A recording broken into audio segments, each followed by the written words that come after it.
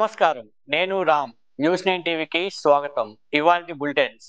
హాత్నూరు మండల కేంద్రంలోని గాంధీనగర్ కాలనీ హనుమాన్ ఆలయం వద్ద గత 20 రోజుల నుండి నల్లా పైప్ లీకేజీతో నీరు వృధాగా పోతుందని, లీకేజ్ నీరు వల్ల రోగాలు వచ్చే అవకాశం ఉందని కాలనీ వాసులు అన్నారు.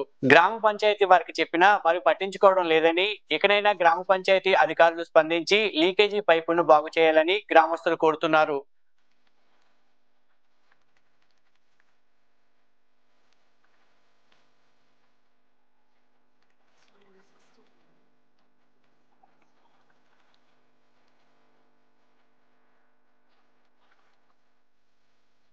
ఇచ్చోడ వ్యవసాయ మార్కెట్ కమిటీ ప్రమాణ స్వీకారోత్సవ కార్యక్రమం శనివారం అట్టహాసంగా జరిగింది.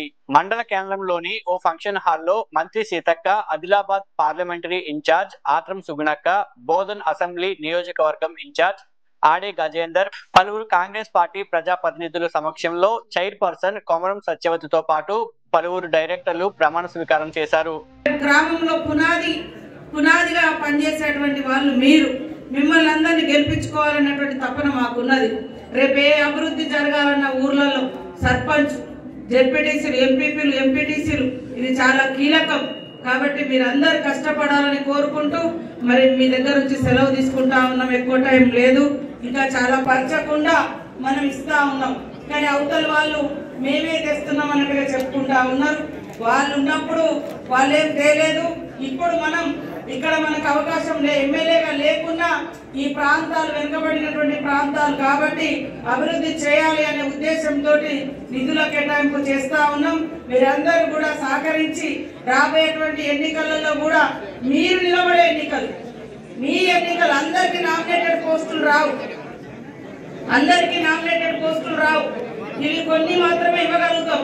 కానీ ఎక్కువ మందికి గ్రామ వార్డు నుంచి జిల్లా పాఠశాల విద్యాశాఖ సమగ్ర శిక్ష అధికారిక ఎమ్మెల్సీ అభ్యర్థి పడాల రవీందర్ మాధవ్ కి మద్దతుగా మెదక్ జిల్లా సమగ్ర శిక్ష ఉద్యోగుల సంఘం అభివాదం చేశారు. సమగ్ర శిక్ష క్రమబద్ధీకరణ కోసం నిర్విరామ పోరాటం చేస్తున్నామని, ఇది రెగ్యులర్ అయ్యే వరకు పోరాటం ఆగదని హామీ ఇస్తున్నా అని ఆయన తెలిపారు. సీఎం ఇచ్చిన మాటను నిలబెట్టుకోవాలని డిమాండ్ చేశారు.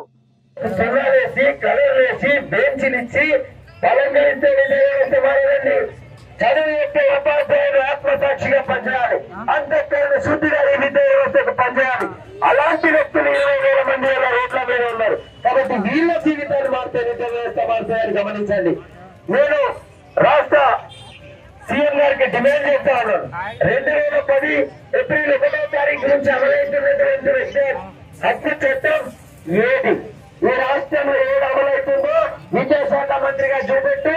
మేము బాగా అక్కడికి వచ్చి మీకోసం మీరు కావాలంటే నెత్తివారు పెట్టుకుంటాం. ఎందుకంటే రాష్ట్రాల్లో విద్యార్థి చట్టం అమలంగా ఉందా?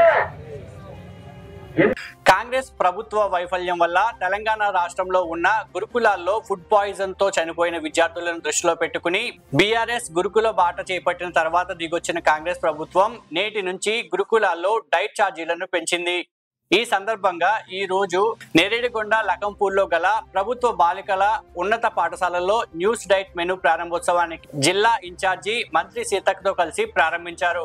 జగిత్యాల జిల్లా పట్టణ కేంద్రంలో టికెట్ మిషన్ మొరాయించడంతో బస్సును నిలిపివేశారు. కోరట్ల నుంచి కాగజ్ నగర్ బయలుదేరిన బస్సు మార్గ మధ్యంలో ఆగిపోవడంతో ప్రయాణికులు, మహిళలు, చిన్నపిల్లలు చాలా ఇబ్బంది పడ్డారు. బస్సు ఎక్కాము, కాగజ్ నగర్ బస్సు.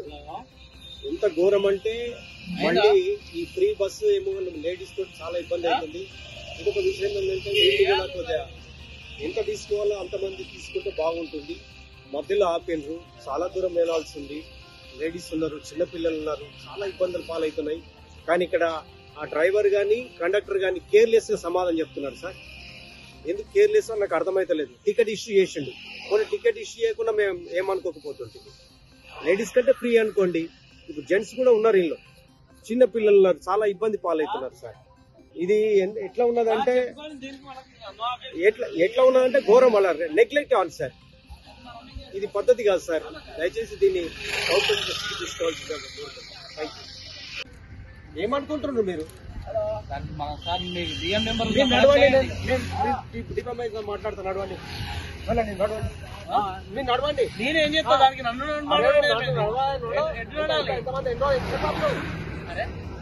ఖరాబ్ అయితే డిమ్ములు అయితే నేనేం చేయాలి? బస్సు ఖరాబ్ అయితే నన్ను అడగండి. నువ్వు అరే ఎట్లా అంటే మీరు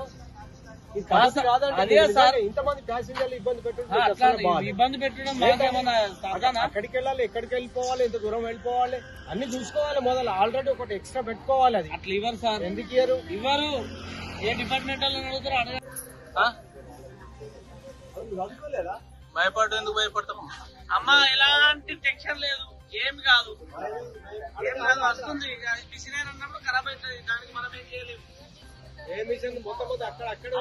ప్రతి ఒక్కటి ఎట్లా చూసుకుంటుంది? అదేమన్నా నీకు మనిషికి ఆటోమేటిక్ ఆటో చనిపోతున్నారు. దానికి మీకోసమే చేస్తున్నాం మేము. మా ఇంటోళ్ళ గురించి వీళ్ళంతా మా ఇంటోళ్ళు కాదు. ఇంటోళ్ళు అనుకోవాలి. ఇప్పుడు అనుకోము. మేము ఎట్లా అనుకుంటామే? మాతో ప్రయాణికులు అంతే. మేము ఇంటోళ్ళని ఎంతమంది అనుకుంటాం? బస్సు ఎక్కిందంటే మీ అందరు కుటుంబ సభ్యులే కాదంటలే. ఇప్పుడు మీకోసమేగా మేము పని చేసేది. ఏం చెప్తున్నారు సార్? మీకోసమేగా మేము పని చేసేది. కాదండి మీరు ఇట్లా మధ్యలో ఆపుడు అక్కడ ఆయన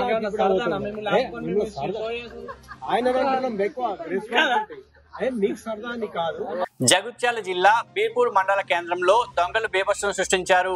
వ్యాపారి ఈశ్వరయ్య ఇంట్లో ఉదయం 5 గంటల సమయంలో దొంగలు చొరబడి ఈశ్వరయ్యను తుపాకీతో కొట్టి నోట్లో గుడ్డలు కుక్కి అడ్డం వచ్చిన భార్య మెడలో ఉన్న తాళి, ఉంగరాలు, కమ్మలు, విలువైన బంగారం ఆభరణాలు దొంగిలించారు. ఇంట్లో ఇక్కడ ఏం జరిగిందని లోపలికి నేను 5 గంటలకు గేట్ తీసిన, పొద్దున 5 గంటలకు గేట్ తీసే వరకు బయట 2 బండ్లు ఉన్నాయి. అవి ఓలే అనుకున్నా. అనుకుని ఇంట్లోకి వచ్చి లోపలికి వెనకకి వచ్చే వరకు బాత్రూమ్ లైన్కా 4 ఉన్నారు.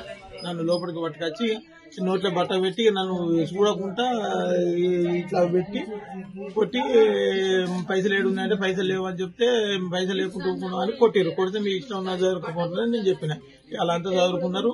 పోయేటప్పుడు మా ఇద్దరిని ఆమెను బాత్రూమ్ లో పెట్టి తలుపు పెట్టిరు. నన్ను కాళ్ళు చేతులు కట్టేసి లోపల పెట్టి తలుపు పెట్టిపోయాను. మీ ఏమన్నా మీ చేతి మీద ఒక బ్రాస్లైట్, 2 ఉంగురాలు, ఒక మెడల చైన్, ఆమె పుస్తల తాడును, కమ్మలు. ఎంతమంది వచ్చారు? 4. ఏమన్నా ఆయుధాలు ఏమన్నా తీసుకొచ్చారా? 2 తుపాకులు ఉన్నాయి చిన్న వెపన్స్.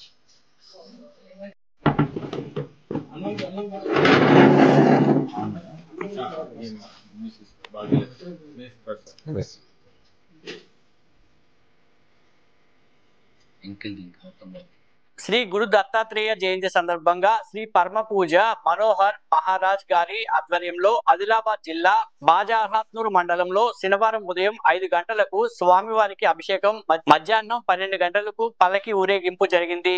అనంతరం అన్నదాన మహాప్రసాదం కార్యక్రమం ఘనంగా నిర్వహించారు. ఇంతటితో వార్తలు సమాప్తం. నమస్కారం.